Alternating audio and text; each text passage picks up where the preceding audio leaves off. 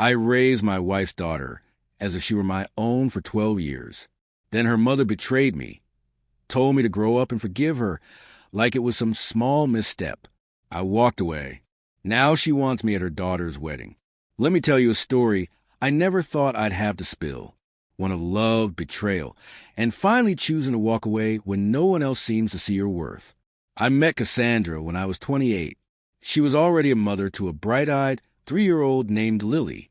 Her ex, the biological father, was gone without a trace the moment she got pregnant. Vanished. No child support, no phone calls, just silence. That didn't scare me. In fact, it made me want to be there even more. I didn't see a broken family. I saw a chance to build something real. And I gave everything. By the time Lily turned 6, she was calling me Dad.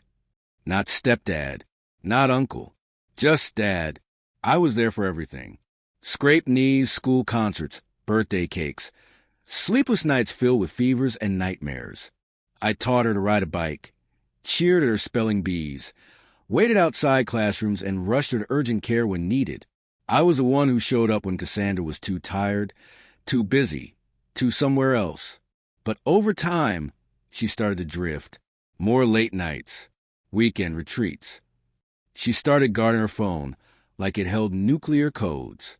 When I brought it up, she flipped it on me, said I was paranoid, jealous, controlling. Why can't you just trust me? She'd hiss, like I was the one unraveling the family we built. Then one night, I got the proof. A message lit up on her phone, while it charged on the kitchen counter. Travis, Asterisk last night was incredible. I can't stop thinking about you. Asterisk, she forgotten to silence it. I didn't confront her right away. I let it sit in my chest like burning coals. Waited 2 days, stewed in that quiet heartbreak, and then calmly asked. She lied. Of course she did. But eventually she confessed. It's been a few months, she said, like that made it better. When I asked her why she didn't even have the guts to apologize, she shot back, "You've changed. You're not fun anymore. Travis makes me feel alive again." When I said I was leaving, she looked at me like I'd just confessed to a crime, like I was the one tearing the family apart. "Don't throw away 12 years over one mistake," she said. "Grow up and forgive me. Lily needs you." And that shattered me, because Lily was all I'd been thinking about. But staying would have killed something in me. It would have turned every moment into quiet resentment. I packed my things. I walked out. A week later, she messaged, not to say sorry. No, she wanted to know if I'd still take Lily to her piano recital. I didn't answer. I couldn't. I was hollowed out. Couldn't eat. Couldn't sleep. I sat there flipping through old photos, school drawings, memories. One drawing, a stick figure family. Her, me, Cassandra. The caption? Me and Mommy and Daddy. That one still sits in my drawer. Months passed. Then a year. Therapy helped. My brother dragged me out of that pit. I started traveling for work. Wiped myself off the grid. No social media, no breadcrumbs. Cassandra was out of my life. But Lily reached out sometimes. Her messages were strange. Distant. Almost professional. Like an intern emailing an old boss. She never asked why I left. Never asked for my side. I wondered if Cassandra had poisoned the well. Painted me as a villain. Or maybe Lily had just grown up and resented the silence. Then, last month, a letter came. A real one. Stamped. Handwritten. The return address? Cassandra's. Inside, a wedding invitation. Lily was getting married. And they wanted me there. Not just in attendance, but to walk her down the aisle.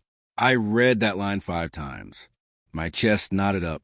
I sat in my living room staring at a blank wall for what felt like hours, because they didn't want me. They wanted the man who stayed. The man who swallowed his pain for the family photo. The man who pretended betrayal was just a bad dream. They wanted to pretend the last few years didn't exist. That I was never discarded. That I was never made to feel small. I didn't reply. A week later, my phone rang. First time I'd heard Cassandra's voice in 4 years. She said, "Lily really wants you there. She still sees you as her father." I asked, Did she ask for me? Or did you push this because you want to clean up the past? Silence. Then she said, "Does it matter?" It did. It mattered more than anything. So I asked, "Did you ever tell Lily why I left?" There was a pause, long and heavy. I told her it was complicated. Complicated. That was the word she used. Not betrayal. Not infidelity. Not devastation. Just a neat little word to cover the mess. I told her I wouldn't be attending. Not because I didn't love Lily. Not out of spite. But because they made their choices. Cassandra chose the seat, and Lily, manipulated or not, never sought out the truth. Never asked me why. I ended the call and dug out that old drawing again. Looked at it one last time before locking it away. Some call forgiveness a virtue. Maybe they're right. But self-respect is one too. And I'd finally learned to choose me. Days later, Lily sent an email. No call. No visit. Just a cold, formal message. "Hi. I'm disappointed you won't come to the wedding. I know things ended badly between you and Mom, but that was between you two. I wish you could be mature enough to separate that from what we had." That email knocked the wind out of me. Not because of what she said, but what it revealed. She had no idea why I really left. Cassandra had rewritten the story, and Lily bought it. Or maybe she never questioned it. I typed a dozen replies. Deleted them all. Then finally sent just one line. "Lily, I didn't leave you. I left the lies. If you want the truth, you know where to find me." No response. Until 2 days later, there was a knock at my door. Lily. She looked older, worn around the eyes. There was no fire in her voice, just uncertainty. She said, "I want to talk." We sat for a long while before I told her everything. The text, the confrontation.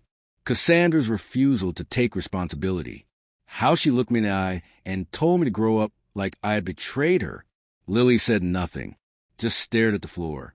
Then she said something I'll never forget. "You cheated." I laughed. Not because it was funny, but because it was madness.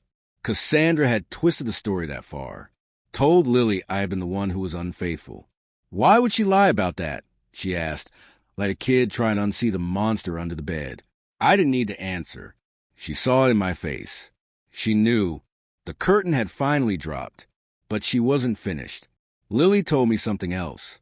Mom's not with Travis anymore. Hasn't been for years. He left her 6 months after you did. Apparently, Travis was a thrill, a midlife escape, and once it wore off, he vanished. She tried dating. Nothing lasted. People saw through her. "She's not happy," Lily whispered. I almost felt sorry for her. Almost. And then came the part that tied it all together like a bitter bow. "There's something else about the wedding," she said. I braced. "Dad's back." I blinked. "What?" "My biological father.